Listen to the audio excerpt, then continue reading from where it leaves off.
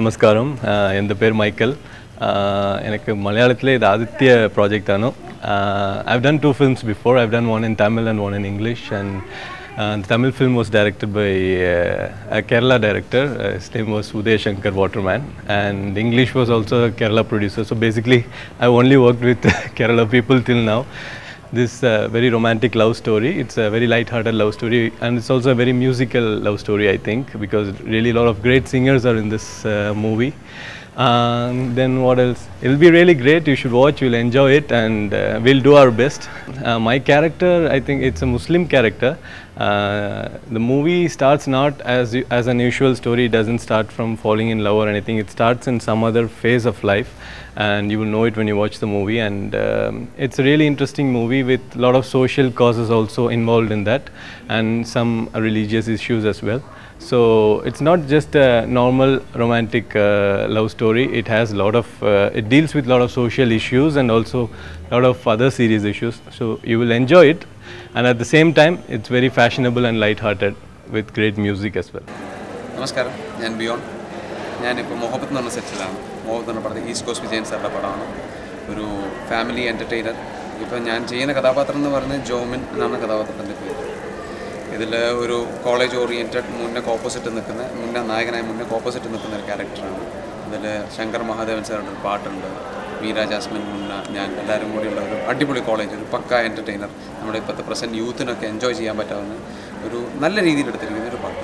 പിന്നെ അത് കഴിഞ്ഞിട്ട് കോളേജിൻ്റെ ആയിട്ടുള്ള ഫൈറ്റും സ്ട്രഗിളും അങ്ങനത്തെ സംഭവങ്ങളും എല്ലാം ഉണ്ട്. പിന്നെ സെക്കൻഡ് ഹാഫിൽ മൊത്തം ഒരു ഫാമിലി ഓറിയൻറ്റഡ് സബ്ജക്റ്റാണ്. പിന്നെ എൻ്റർടൈനറാണ്, ഔട്ട് എൻ്റർടൈനറാണ്. എല്ലാവരും കാണുക, വിജയിപ്പിക്കുക. നമസ്കാരം. ഈസ്റ്റ് കോസ്റ്റ് വിജയൻ സാറ് സംവിധാനം ചെയ്യുന്ന മുഹബത്ത് എന്ന് പറയുന്ന സിനിമയുടെ ലൊക്കേഷനിൽ എറണാകുളത്താണ്. ഇപ്പോൾ ഈ സിനിമയിലെ എൻ്റെ കഥാപാത്രം ലോനപ്പൻ എന്ന് പറയുന്ന ഒരു റിയൽ എസ്റ്റേറ്റ് ബിസിനസ്സുകാരനായ ഞങ്ങൾ 2 പേരാണ്. 2 പേരുടെ കൂടെ ശരിക്കും നായകനായ മുന്നേ ഞങ്ങൾ വലിച്ചഴിച്ചിരുന്നു. പ്രേംകുമാർ ചേട്ടനും ഞാനുമാണ് ഈ റിയൽ എസ്റ്റേറ്റിൻ്റെ ഈ കാര്യങ്ങളൊക്കെ നടത്തുന്നത്. അതിലേക്ക് മുന്നേ വരുന്നു ഞങ്ങൾ മൂത്തൻ ഡെവലപ്പങ്ങ് മാറിപ്പോകും. അങ്ങനെ ഞങ്ങളുടെ കച്ചവടവും കാര്യങ്ങളും ഒക്കെ ആയിട്ട് കുറച്ച് കോമഡികളൊക്കെ പറഞ്ഞുകൊണ്ടിരിക്കുന്ന ഈ പടത്തിനകത്ത് നല്ലൊരു കഥയുണ്ട്. മീര യാസ്മിനാണ് നായിക. അപ്പോൾ ഈ പടം തിയേറ്ററിൽ വരുമ്പം എല്ലാവരും ഇത് കാണണം, ഞങ്ങളെ അനുഗ്രഹിക്കണം. നന്ദി, നമസ്കാരം.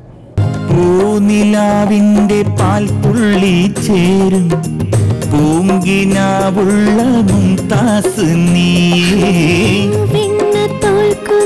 പെണ്ണിന്റെ ചാരേ ഷാജഹാനായി മാറുന്നു നീ കളകളമാടും കരിവള എന്തേ നാണമണിഞ്ഞോ ഈ നല്ല നാളിൽ കനവുകളോരോ തളിരുകളോടെ കണ്ണു തുറന്നായി നീലരാവിൽ. ഞാൻ ബീന.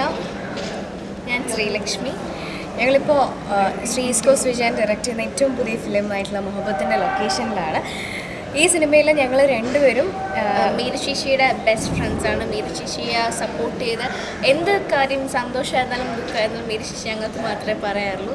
അപ്പോൾ ഇതിൻ്റെ നമ്മുടെ ക്യാരക്ടറിൻ്റെ പേരെന്ന് വെച്ചാൽ എൻ്റെ പേര് ആൻസി എന്നാണ്. എൻ്റെ ക്യാരക്ടർ കാവ്യ. പിന്നെ മീര ചേച്ചി എന്ന് വെച്ചാൽ ടൈറ്റിൽ പോലെ മുഹബത്ത് എന്ന് ടൈറ്റിൽ കേൾക്കുമ്പോൾ തന്നെ അറിയാം ഒരു മുസ്ലിം ക്യാരക്ടറായിട്ടാണ് വരുന്നത്. പിന്നെ കഥ എന്ന് പറയുന്നത് വളരെ ഇൻട്രസ്റ്റിംഗ് ആയിട്ടുള്ളൊരു കഥയാണ്. ഒരുപാട് ട്വിസ്റ്റും സംഭവങ്ങളൊക്കെ കുറേ സസ്പെൻസും കാര്യങ്ങളൊക്കെ ഉള്ളൊരു സ്റ്റോറിയാണ്. പിന്നെ മ്യൂസിക്കിൻ്റെ കാര്യം പറയുകയാണെങ്കിൽ എസ് ബാലകൃഷ്ണനാണ് ഇതിൻ്റെ മ്യൂസിക് ഡയറക്ടർ. ശ്രീ എസ് ബാലകൃഷ്ണനാണ്.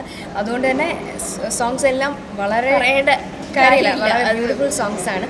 ഇതിൽ ഞങ്ങൾക്ക് മീര ചേച്ചിയായിട്ട് ക്യാമ്പസിലും മീര ചേച്ചിയുടെ വീട്ടിലായാലും എൻഗേജ്മെൻറ്റ് സോങ്ങും അങ്ങനെയൊക്കെ ഉണ്ട്. അപ്പോൾ ഇതിലെല്ലാം ഒരു വളരെ വളരെ എനർജറ്റിക് ആയിട്ടുള്ള സോങ്സാണ്. നമുക്ക് ക്യാമ്പസിലാണെങ്കിൽ എല്ലാ സ്റ്റുഡൻസും ഒക്കെ ചേർന്നിട്ട് ഒരു ഫുള്ളി ക്യാമ്പസ് മൂഡിലുള്ള സോങ്ങാണ്. ഒരു കളിയാക്കി പാട്ടെന്നൊക്കെ വേണമെങ്കിൽ പറയാം. അതേസമയം വീട്ടിൽ ചെല്ലുമ്പോഴാണെങ്കിൽ എൻഗേജ്മെൻറ്റ് സോങ് ശരിക്കും ഈ പാട്ട് കേൾക്കുമ്പോൾ തന്നെ നമുക്ക് ഇങ്ങനെ മനസ്സിൽ അറിയാതെ നമ്മൾ പാടിപ്പോകുന്ന ടൈപ്പ് സോങ് ആണ്. എൻഗേജ്മെന്റ് സോങ് ആയിരുന്നാലും നമ്മൾ അറിയാതെ തന്നെ അതിലേക്ക് മുഴുകിപ്പോകും. അത്ര മനോഹരമാണ്. കിളിക്കൊഞ്ചൽ മാഞ്ഞൊരു മുറപ്പെണ്ണ് നിന്നുടെ മിഴിക്കുള്ളിൽ നാണം പിടഞ്ഞതെന്തേ അടുത്തുള്ള സുന്ദര ചെറുക്കന്റെ ചേലിനെ കടക്കണ്ണുകൊണ്ടേ തൊടുന്നതെന്തേ പോലെ മണക്കുന്ന സുന്ദരി അടുത്തെത്തും നേരം കൊതിച്ചതിന്റെ മുറപ്പെണ്ണിൻ കണ്ണിലെ പിടയ്ക്കുന്ന മീനിനെ കൊടുക്കിട്ട് കോരാൻ തുടിച്ചതിന്റെ 17 തികഞ്ഞൊരു മാങ്കനി നീ